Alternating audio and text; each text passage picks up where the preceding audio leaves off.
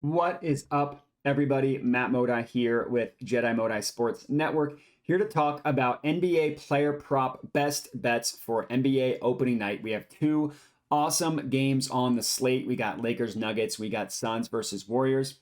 I have a player prop for each of these games. What I am doing to start off the season is specifically finding three-pointer props that I like and juicing up the numbers so we can get juicy odds, similar to what I did with the with the MLB with the Dawn Report, where I would give out 2 to 3 home run picks per day. All we needed was one of those players to hit a home run, and we are going to be profitable. Similar logic with these splash zone plays. That's what I'm calling this segment, the splash zone. Players hitting, laddering their three-pointer props, like I said, for very juicy odds. I will say, I ended the season last year during the NBA season on an incredible hot streak. I think I was like 22-2 the run I went on in the playoffs last year to end the season. So hopefully we can capture some of that similar magic. Would appreciate it for those of you watching, if you are not already, if you would subscribe so you can follow me along this splash zone journey. And let's chat about these two plays. So in the first game, this one is in the Lakers versus Nuggets. We are taking LeBron to record 4+ three-pointers. That is at plus 600 odds at FanDuel. Plus 600 odds is pretty juicy. And to talk about LeBron, so going back to the playoffs, because that's the last time we saw these teams play, so that's kind of what we have to go off of. There's no doubt about it that his three-pointer failed him in the playoffs last year, and pretty much after he returned from his foot injury. He would have a couple blow-up games, but overall, his three-pointer, he just didn't have the lift. And this was especially evident in the Grizzlies series, which was their first series after the play-in games. They won the play-in game against the Timberwolves. Then they played the Grizzlies, and his three-pointer was not on during the Grizzlies series. He attempted 41 three-pointers, and he only made 6. 6 for 41 is brutal. Eventually, he started to find his groove a little bit. In the Warriors series, he made multiple three-pointers in every single game, and then he made a combined 7 in the last 2 games against the Nuggets, including 4, which would have obviously cashed this in the very last game against the Nuggets. Now, I will admit, looking back on last year's stats, the Nuggets did have a pretty good defense from three-point range. We'll have to see if that can translate another year. We'll have to see what it looks like losing Bruce Brown, who was a good defender. We won't really know exactly how much.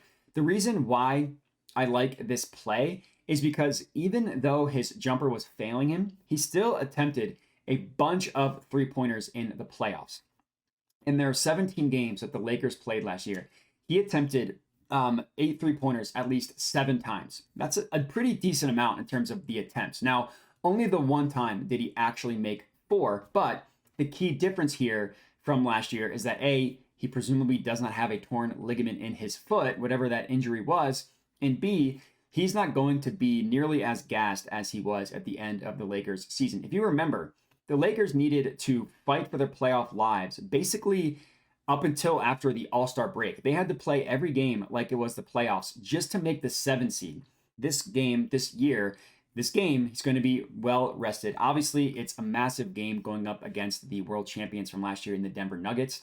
And overall, the reason why I keep mentioning the playoffs is because with the opening night game against a team that just won the championship last year, the guess here is that this is going to have the intensity of a playoff game, right? The players are going to play hard. This is not going to be your typical Pistons Magic game in February where neither team really puts in that much of an effort. These teams are going to be trying to win.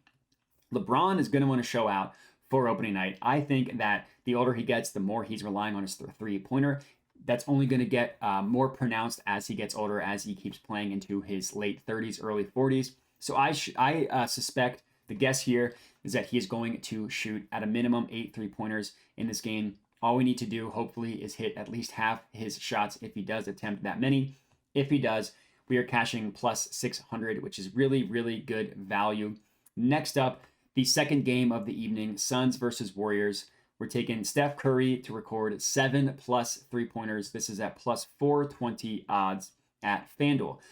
So for our second and final play, let's ride with another superstar, this time in Steph Curry, this time to record 7+ three-pointers. Admittedly, albeit a very, very high number, but If there's anybody who can do it, it's Steph. I mentioned how in the previous one with LeBron, how many 3-pointers he attempted. Steph dwarfs that by a significant amount. Now he needs to make 3 more, so you're obviously taking that into account. But the amount of shots that he was taking at the end of last year, including the playoffs, was incredible. He played in 13 playoff games. He attempted double-digit 3-pointers in all but one of those games. That's incredible. He shot 14 plus 3-pointers in 4 of the playoff games last year, including one where he shot 18. Again, I mentioned a bunch of times the playoff stats in the last segment with LeBron. The same logic applies here. You know, the Suns are the splashy team with Kevin Durant and Bradley Beal. The Warriors, after a weird year last year and then getting bounced pretty easily in the playoffs to the Lakers, are going to want to come and send a message the very first game of the year. It's going to be interesting what the Warriors offense looks like with no Draymond. He's out with an ankle sprain, presumably with a Chris Paul in the starting lineup. No Draymond does hurt the creativity of how Steph will pass the ball and then he'll run around and he'll get a 3 on the out of bounds line on the corner because the team just can't follow him as much as Steph Curry runs. But with Chris Paul, a very good passer, maybe he gets a little bit more of a catch and shoot opportunities with Chris Paul. We'll have to see there. Reality is he's going to shoot a ton in this game. I also do not expect the Suns to have a very good defense. Their star power is incredible, but they lost pretty much all of their depth and their best defenders when they traded away, or they traded for, Kevin Durant and Bradley Beal. Even with the DeAndre Ayton trade, they got some pieces, not a lot of great pieces. We'll have to see what they look like defensively. I think Steph Curry is going to shoot at least 14 3-pointers, similar to LeBron. We just need him to make at a minimum half, if I'm correct with the 3-point attempts. For plus 600, plus 420 odds on the Steph Curry one. Very, very juicy. Rounding out our two and only picks for NBA opening night. If you are riding with me, make sure to comment and let me know. For the opening night, I should have mentioned this earlier. I'm just putting half a unit on each of these plays. Obviously, we need to see what the NBA season is going to look like, so I don't want to just mash 1 unit plays. So these are going to be for half a unit, but still pretty juicy odds. So let's hope we can get at least 1 to cash, because then we'll be profitable. If we get 2 to cash, we will be rich. And that's all I got. So I appreciate everybody for watching. Again, make sure to like, comment, subscribe, all that good stuff, and have a good one.